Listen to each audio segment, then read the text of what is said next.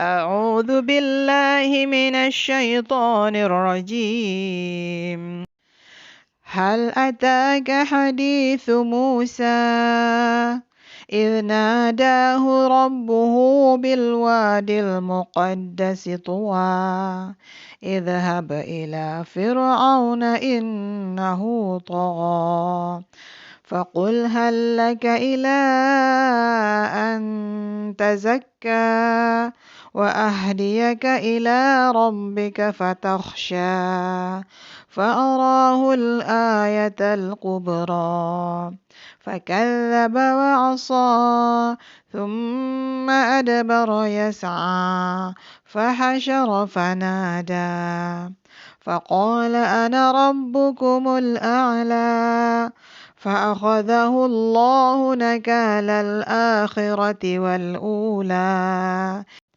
إن في ذلك لعبرة لمن يخشى.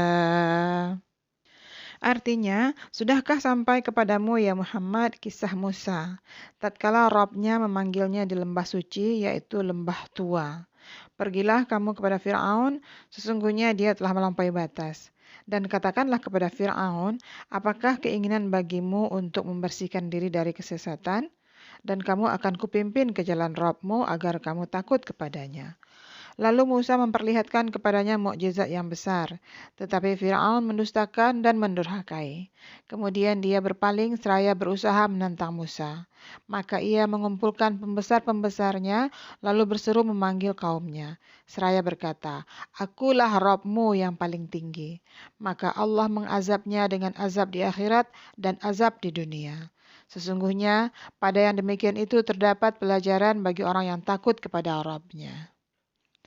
Allah Ta'ala memberitahu Rasulnya Muhammad Sallallahu Alaihi Wasallam tentang hamba sekaligus Rasulnya Musa Alaihi Salam, di mana dia telah mengutusnya kepada Fir'aun dan telah memperkuat dirinya dengan beberapa mukjizat.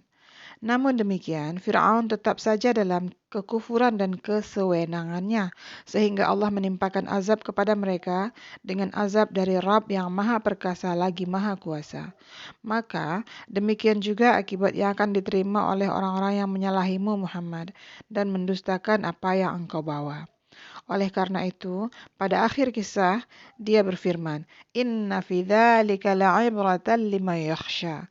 Sesungguhnya pada yang demikian itu, terdapat pelajaran bagi orang yang takut kepada Rabb-Nya. Dengan demikian, firman Allah Subhanahu wa Ta'ala, Hal ataka hadithu Musa. Sudahkah sampai kepadamu ya Muhammad kisah Musa? Maksudnya, apakah engkau Muhammad sudah pernah mendengar berita tentang Musa? Idz nadahu rabbuhu. Tatkala Rabb-Mu memanggilnya, yakni Allah mengajak Musa alaihi salam bicara seraya memanggilnya bil wadil muqaddasi tuwa, di lembah suci yaitu lembah tua, yakni nama sebuah lembah. Demikian menurut pendapat yang benar. Lalu Allah berfirman kepada Musa, Idhhab ila Fir'auna innahu tagha. Pergilah kamu kepada Fir'aun, sesungguhnya dia telah melampaui batas. Maksudnya, dia sombong, sewenang-wenang dan berlaku zalim. Faqul hal laka ila an tazakka. Dan katakanlah kepada Fir'aun, adakah keinginan bagimu untuk membersihkan diri dari kesesatan? Maksudnya, katakanlah kepada Fir'aun, apakah kamu mau memenuhi ajakan kepada suatu jalan yang dapat kamu jadikan untuk membersihkan diri, yakni menyerahkan diri dan mentaati. Wa ahdiyaka ila rabbika, dan kamu akan kupimpin ke jalan Rabb-Mu, yakni aku tunjukkan kepadamu untuk menyembah Rabb-Mu, fatakhsha, agar kamu takut kepadanya. Maksudnya, sehingga hatimu menjadi tunduk kepadanya, seraya taat dan penuh kekhusyuan, setelah sebelumnya hatimu membatu dan jauh dari kebaikan. Fa'arahul ayatal kubra. Lalu Musa memperlihatkan kepadanya mukjizat yang besar. Yakni Musa pun memperlihatkan kepada Fir'aun hujjah yang sangat kuat dan bukti yang jelas mengenai kebenaran apa yang dibawanya dari sisi Allah, di samping menyerukan dakwah yang hak tersebut. Fakadzdzaba wa 'asa. Tetapi Fir'aun mendustakan dan mendurhakai. Maksudnya, dia mendustakan kebenaran dan menentang ketaatan yang diperintahkan kepadanya. Alhasil, hatinya tetap kufur serta tidak mau memenuhi ajakan Musa, baik batin maupun lahir. Pengetahuannya mengenai kebenaran yang dibawa oleh Musa tidak dapat dipastikan bahwa dia beriman kepadanya, karena ma'rifah itu adalah ilmu hati, sedangkan iman adalah pengamalannya, yang merupakan ketundukan dan kepasrahan kepada kebenaran. Dan firman Allah Subhanahu wa taala, "Tsumma adbara yas'a", kemudian dia berpaling seraya berusaha menantang Musa. Maksudnya, dalam rangka menyambut kebenaran dengan kebatilan, maka Firaun mengumpulkan para ahli sihir untuk menghadapi berbagai mukjizat yang sangat hebat yang dibawa oleh Musa alaihi salam. Fahasyara fanada, maka dia mengumpulkan pembesar-pembesarnya, lalu berseru memanggil, yakni kaumnya. Faqala ana rabbukumul a'la, fa'akhadahu Allahu nakalal akhirata wal ula. Seraya berkata, akulah Rabbmu yang paling tinggi.